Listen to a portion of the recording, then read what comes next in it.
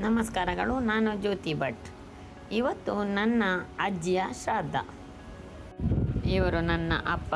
ಗತಿಸಿ ಹೋದ ಹಿರಿಯರಿಗೆ ನಾವು ನೆನಪು ಮಾಡಿಕೊಂಡು ತರ್ಪಣ ಬಿಡುವಂತಹ ದಿನ ಶ್ರಾದ್ದ. ನಾವು 20 ಜನ 25 ಜನ ಬಹಳ ಹತ್ತಿರದ ನೆಂಟರು ಸೇರಿದ್ದೇವಿಲ್ಲಿ. ಇವರು ನನ್ನ ಸೋದರತ್ತೆಯಂದಿರು. ನನ್ನ ತಂದೆಯ ತಾಯಿ ಸಾವಿತ್ರಿ ಅಮ್ಮ.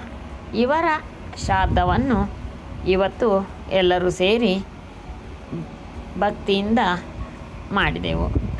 ಅದಕ್ಕಾಗಿ ಬ್ರಾಹ್ಮಣ ದ್ವಯರು ಬಂದಿದ್ದಾರೆ. ಅದಕ್ಕೆ ಬೇಕಾದ ಕಜ್ಜಾಯಗಳು, ವಿಧ ವಿಧವಾದ ಆಹಾರವನ್ನು ತಯಾರು ಮಾಡಿ ಇಟ್ಟುಕೊಂಡಿದ್ದೇವೆ. ಈಗ ಮೊದಲನೇದಾಗಿ ಪಿತೃಗಳಿಗೆ ಆಹಾರವನ್ನು ಕೊಟ್ಟು